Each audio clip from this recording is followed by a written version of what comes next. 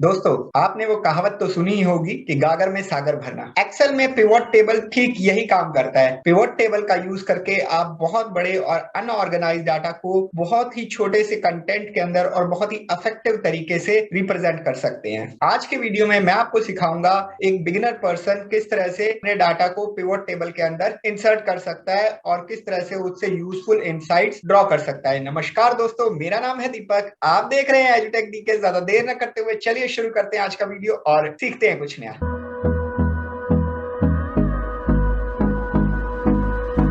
आपको यहाँ पर एक हाइपोथेटिकल डाटा दिया हुआ है जिसके अंदर डिफरेंट कोल्ड ड्रिंक ब्रांड्स का पर मंथ जनवरी से लेकर के जून तक का उनका सेल्स फिगर है वो शो किया हुआ है कि उन्होंने कितनी यूनिट सोल्ड करी है और उनकी उन यूनिट्स को सेल करने से उनकी कितनी उनकी इनकम हुई है। तो इस तरह के डाटा को हमने एक पिवोट टेबल रिपोर्ट के अंदर ट्रांसफॉर्म करना है। इस पिवोट टेबल रिपोर्ट से हम ये जान पाएंगे कि किस ब्रांड की जो यूनिट्स है वो सबसे ज्यादा सेल हुई है। आप यहाँ से ये भी जान सकते हैं किस ब्रांड की यूनिट सबसे कम सेल हुई है, या on an average per month सभी ब्रांड्स को मिला करके कितनी कोल्ड ड्रिंक्स की बोतल है वो सेल हुई है। तो इस तरह का हम यहाँ पर एक डाटा है वो प्रिपेयर कर सकते हैं। पिवोट टेबल रिपोर्ट प्रिपेयर करने से पहले आपको तीन चीजों का ध्यान रखना बहुत जरूरी है। सबसे पहली बात कि आपके जो भी कॉलम्स हैं उनके अंदर एक हेडर्स या हेडिंग्स होना मैंडेटरी है। दूसरी चीज, आपके पूरे डाटा सेट के अंदर कहीं भी कोई भी रो या कॉलम है वो खाली नहीं होना चाहिए, ब्लैंक नहीं होना चाहिए। तीसरी इंपॉर्टेंट बात यह है कि आपके डाटा सेट के अंदर कहीं भी किसी भी रो के अंदर टोटल या सब टोटल इस तरह का कोई फिगर या कोई अमाउंट नहीं होना चाहिए। इन तीनों चीजों को एंश्योर करने के बाद आपने इन डाटा सेट्स को सिलेक्ट कर लेना है। डाटा सेट को सिलेक्ट करने के बाद आपने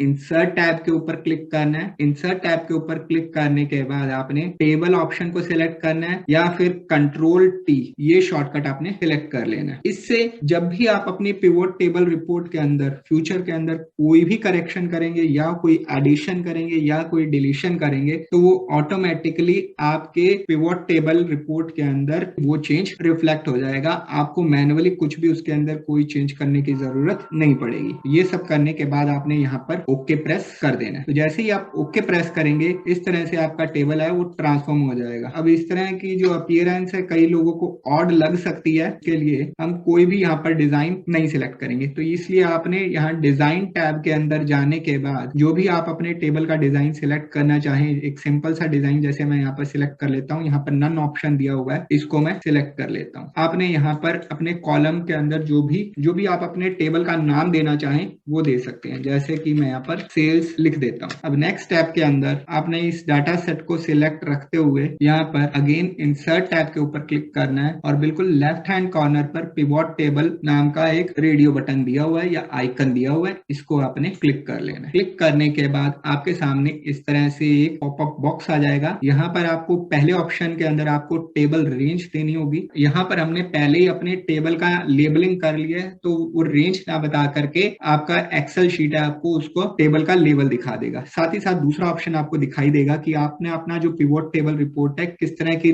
वर्कशीट के अंदर प्रिपेयर करना चाहते हैं। तो मैं यहाँ पर बाय डिफॉल्ट न्यू वर्कशीट का ऑप्शन चेक किया हुआ है, इसको हमने सिलेक्ट रख लेना है और साथ ही ओके बटन प्रेस कर देना है। ओके बटन प्रेस करने के बाद एक नई वर्कशीट ओपन हो जाएगी। यहाँ अपनी एक्सेल शीट के अंदर राइट हैंड साइड के अंदर आपको पिवोट टेबल फील्ड लिस्ट दी हुई है। इसमें एक तरफ आपको वो सभी कॉलम हेडर्स दिखाई देंगे जो कि हमने पहले अपने रॉ डाटा के अंदर बनाए थे, और दूसरी तरफ आपको अपने टेबल को किस तरह से रिप्रेजेंट करना है या पिवोट टेबल रिपोर्ट का लेआउट किस तरह का होना चाहिए उसके लिए आपको डिफरेंट तरह के ऑप्शंस दिए हुए हैं। अब साथ ही साथ यहाँ पर आपको राइट हैंड साइड पर किस तरह के फील्ड्स आप शो करना चाहते हैं अपने पिवोट टेबल के अंदर, जैसे कि पहला ऑप्शन सबसे ऊपर दिया हुआ है pivot tables field sections and area sections tag, तो इस तरह का ऑप्शन आ जाएगा। लेकिन मोस्ट ऑफ द केसेस के अंदर जहां पर आपको सेकंड नंबर का ऑप्शन दिया हुआ है field sections and area sections side by side, तो इसी को हम नॉर्मली सिलेक्ट रखते हैं। अब आप अपनी पिवोट टेबल रिपोर्ट के अंदर जो डाटा सेट अरेंज करना चाहते हैं या चेक करना चाहते हैं वो ऐड कर लीजिए। आपकी स्क्रीन के ऊपर ब्रांड नेम्स आ गया और सम ऑफ यूनिट सोल्ड आ गया। अब साथ ही साथ आप जनवरी के अंदर किसी ब्रांड की टोटल कितनी जितनी सेल फिगर्स हैं वो भी आ जाएंगी। सबसे पहली बात तो आप ये गौर करेंगे कि ग्रैंड टोटल नाम का जो ऑप्शन है वो ऑटोमेटिकली अपने टेबल के अंदर आ गया है, चाहे आप सम ऑफ यूनिट सोल्ड की बात कर लें या सेल्स फिगर की बात कर लें। अगर मैंने इस टेबल रिपोर्ट से कुछ भी बाहर अपने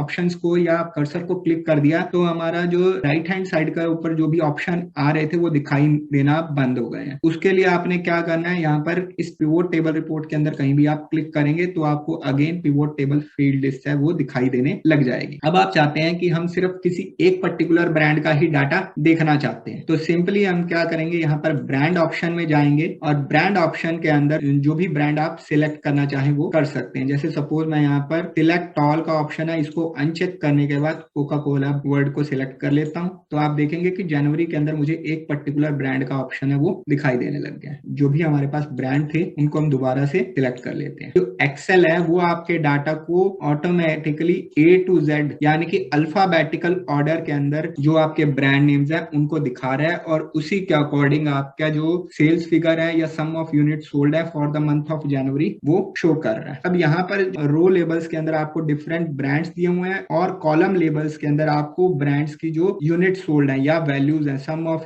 यूनिट सोल्ड इन जनवरी या सम ऑफ सेल्स इन जनवरी वो दिखा रहा है। आप चाहें तो इन वैल्यूज को इंटरचेंज भी कर सकते हैं, यानी कि जो वैल्यूज आपको कॉलम्स के अंदर दिखाई दे रही हैं वो आप रो लेबल्स के अंदर लेके जा सकते हैं और जो वैल्यूज जैसे आप ब्रांड है उसको आप कॉलम लेबल्स के अंदर भी शो कर सकते हैं। तो इस तरह से आप अपने डाटा को मनचाहे तरीके से मैनूवर कर सकते हैं। मैं इसको ओरिजिनल फॉर्मेट के अंदर ही ले जाता हूं तो ये बाय डिफॉल्ट जो प्रेजेंटेशन है ये थोड़ी बेहतर लग रही है। जैसे सपोज हम यहाँ पर चाह रहे हैं कि ऑन एन एवरेज जनवरी के अंदर कितनी यूनिट सोल्ड हुई है या फरवरी के अंदर कितनी यूनिट सेल हुई है, मार्च के अंदर, अप्रैल के अंदर, मई के अंदर और जून के अंदर वो शो करना चाहते हैं। जो बिल्कुल राइट हैंड साइड पर समेशन वैल्यू ये ऑप्शन दिया हुआ है, यहाँ पर मैं इन ऑप्शंस को सिलेक्ट कर लेता हूँ। तो इसके ऊपर क्लिक करना है आपने और यहाँ से आपको बहुत सारे ऑप्शन दिखाई देंगे। यहाँ पर हमने वैल्यू फीड सेटिंग्स का ऑप्शन सिलेक्ट कर लेना है। जैसे फॉर एग्जांपल यहाँ पर आप एवरेज यूनिट्स दिखाना चाहते हैं तो वो शो करना चाहते हैं तो आपने इस ऑप्शन को सिलेक्ट कर लेना है और ओके बटन प्रेस कर देना है। तो आप देखेंगे कि ऑन एन एवरेज सारे ब्रांड्स को मिलाकर के जनवरी के अंदर कितनी यूनिट सेल हुई है वो दिखा देगा। इसी तरह अगर आप अलग अलग मंथ्स के लिए भी एवरेज यूनिट्स शो करना चाह रहे हैं तो आप वो भी कर सकते हैं। तो अब आप देखेंगे कि हमारे पास बिल्कुल लास्ट वाले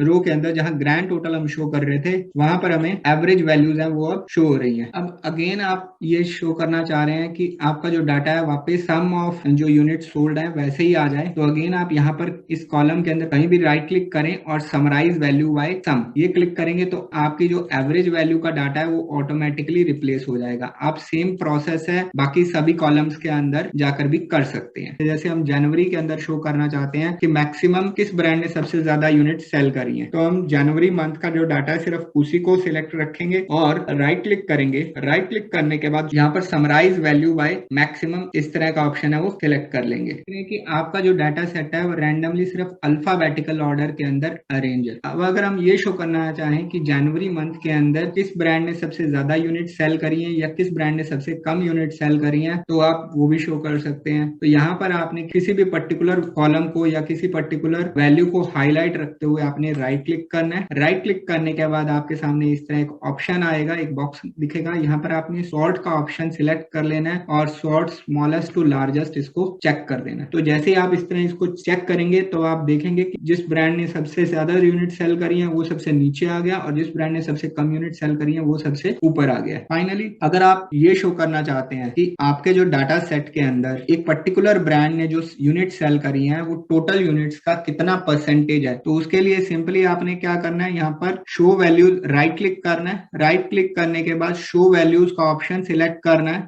और यहाँ से परसेंटेज ऑफ ग्रैंड टोटल इसको चेक कर देना है। इस तरह से आप अपने डाटा को और भी सॉर्ट आउट कर सकते हैं और अच्छे तरीके से रिप्रेजेंट कर सकते हैं। दोस्तों उम्मीद करता हूं कि आपको आज का वीडियो अच्छा लगा होगा। इनकेस आपको आज का वीडियो अच्छा लगा है तो प्लीज इसे लाइक कीजिए, शेयर कीजिए। अगर आपको आज का वीडियो अच्छा लगा है तो एक थम्स अप दीजिए। अगर आपको आज का वीडियो अच्छा नहीं लगा है तो डिसलाइक कीजिए और मुझे बताइए कि आपको आज का वीडियो अच्छा क्यों नहीं लगा। इनकेस अगर आपको आज का वीडियो अच्छा लगा है तो इसे प्लीज अपने फ्रेंड्स, फैमिली, कलीग्स, अपने बच्चों के साथ जरूर शेयर कीजिए और इस चैनल को सब्सक्राइब करना ना भूलें। मैं जल्दी ही मिलूंगा आपके साथ एक और वीडियो में। Till then have a great day. Thank you so much for watching this video.